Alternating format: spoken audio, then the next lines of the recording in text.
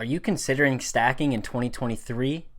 Or have you acquired a few pieces so far, but you just don't have that much knowledge on it? Or are you even a seasoned vet and sometimes you need a simple reminder? Well, stick around because we're going to give you some tips on what to do and what not to do when stacking silver in 2023.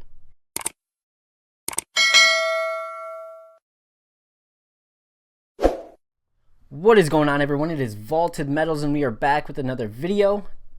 Today is Black Friday, the day after Thanksgiving, so I hope everybody watching had a phenomenal Thanksgiving and you had the opportunity to spend time with friends or family.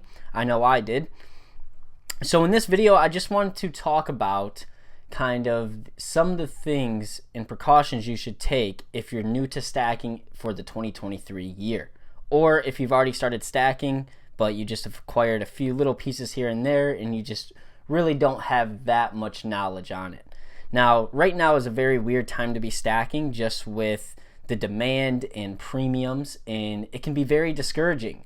I know if I were to be thrown into the stacking world right now and have not had any silver prior, it would be a very weird time because there's lots of controversial videos on YouTube right now and a lot of people talking about, like I said, supply and demand, shortages, premiums. So it's very confusing, especially if you're a new stacker right now. I mentioned in the intro, maybe you're a seasoned stacker and sometimes need a reminder, because I know I do, and sometimes I'll find myself making small mistakes that I should have known better. So I have a few small tips here that I think will be beneficial to you if you're searching for some answers or, again, you're new to the stacking world. Now, first for me, and this is the biggest part, because every single person that stacks silver, gold, precious metals, coins, whatever it is, everyone has a different purpose and a different why. So what you need to do is find your purpose and why. So for me, my purpose is that, one, I love the history. That's why you see a lot of constitutional Morgan dollars here. And I got some 40% halves, standing Liberty quarters. So for me, I love the history. And I just love all the stories that, say, this one coin can tell. I also like preserving my wealth. For me, I don't really plan on selling any of my silver anytime soon, no matter what kind it is, whether, it's bullion, round, generic round, junk silver, whatever it is. I don't have any plans of selling mine. But yours might be different, and that is for you to find out what your strategy, what your purpose, and what your why is.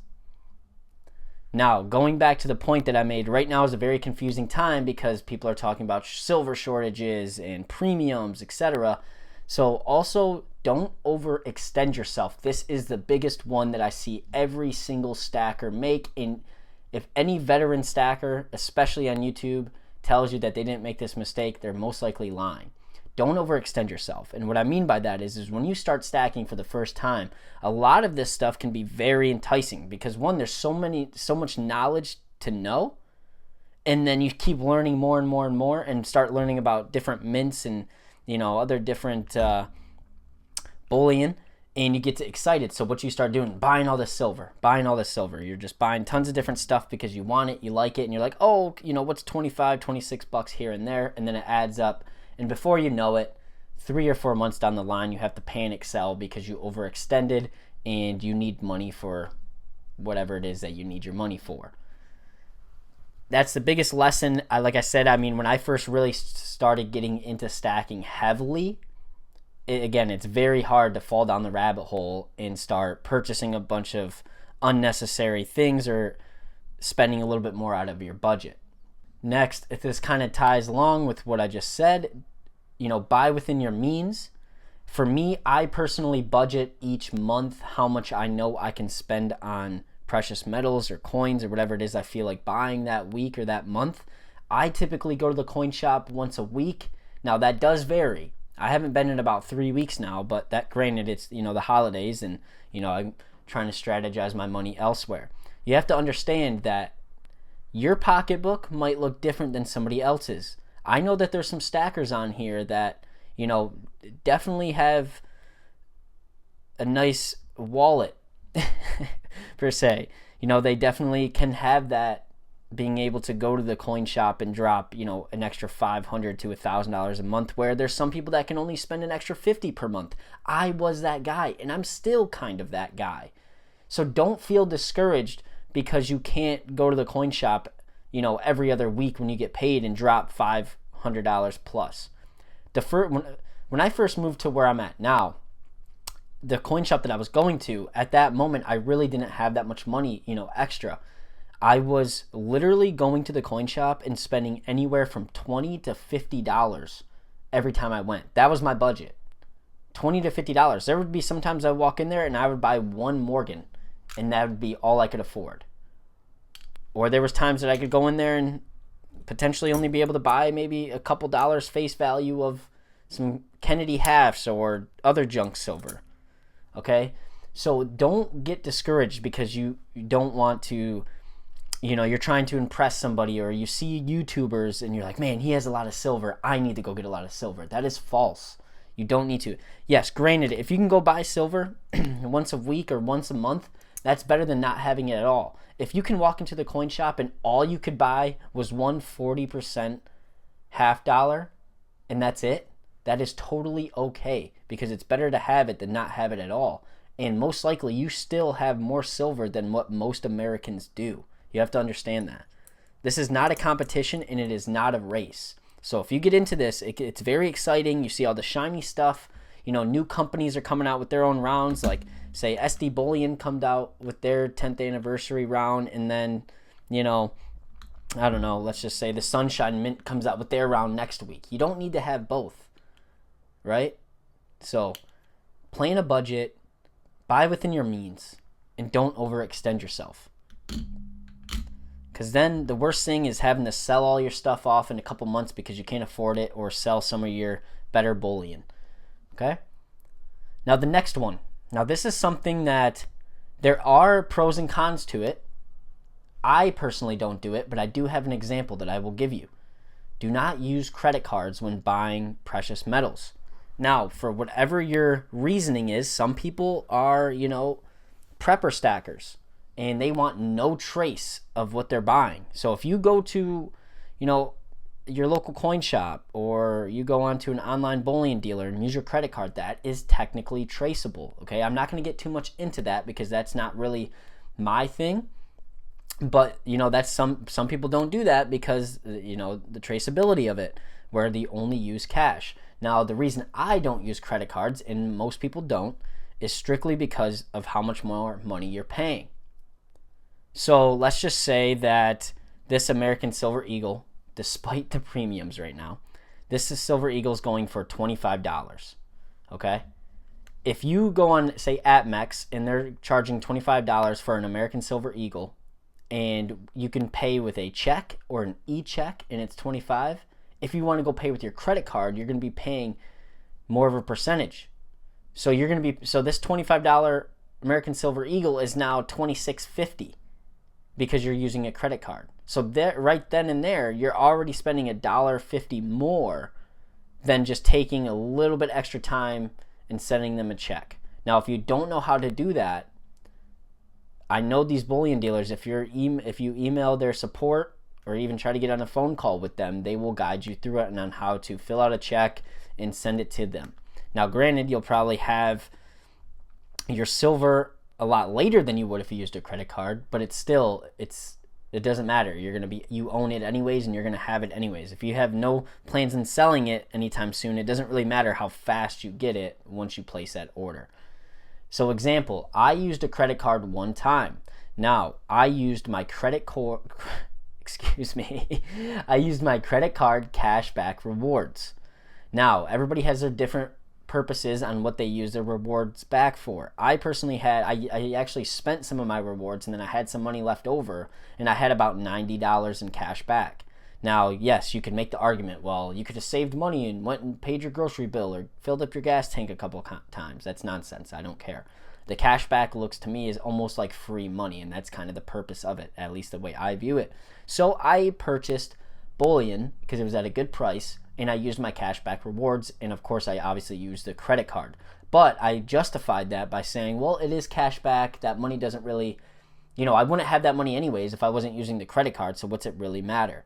Okay, so that was an example of me using my cash back once, but that was the only time I've used a credit card. Other than that, I use cash for everything. I try not to buy online too much just because it is a little bit more money with shipping. I try to go to my LCS as much as possible, but sometimes there's deals that my LCS doesn't have, so I have no choice, okay? But just go to the bank, get a checkbook, and then you'll be good to go. Some banks will give them for free. Some banks you might charge a couple dollars. Who cares? Another one, this all ties together. Start small. This goes back to, buy within your means, don't overextend. But again, when you go to your coin shop for the first time, you don't need to have every single thing he has there. Now, granted, like I said, everyone's wallet is a little bit different, okay? So if you can justify and afford to spend, say, an extra $650, go ahead, buy yourself a tube of American Silver Eagles or Philharmonics or whatever it is, right? But most people don't have that excess funds. So just start small, because the problem is there's always a lot to learn in the precious metals world, whether you're, focusing on, say, ASEs or Australian kangaroos, Morgan dollars, Philharmonics, whatever it is, or maple leafs, okay? They're all going to have different prices. They're all going to have different premiums. So you're going to always keep learning. So if you watch a video and you learn about Morgan dollars, then you watch another video and you might learn about, maple leafs, and then you're just going to be scattered all over the place wanting to buy everything, and I advise not to do that.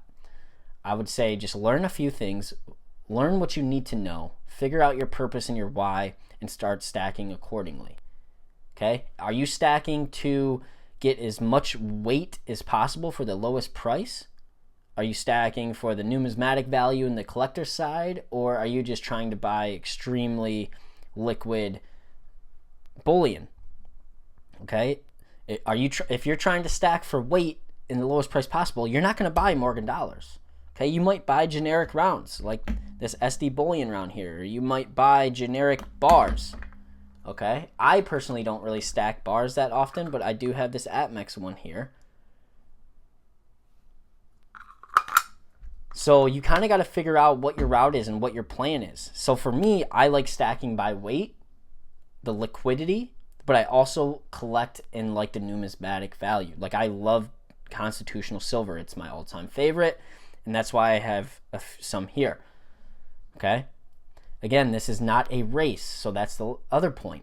This isn't a race. You're going to watch YouTube videos, and these guys will have massive stacks, and they will have massive collections. Okay, not everyone is able to afford that. You need to understand that. Like I said earlier, having a little bit is better than having none at all. I would be more satisfied if I could only afford $2.50 than not having anything at all.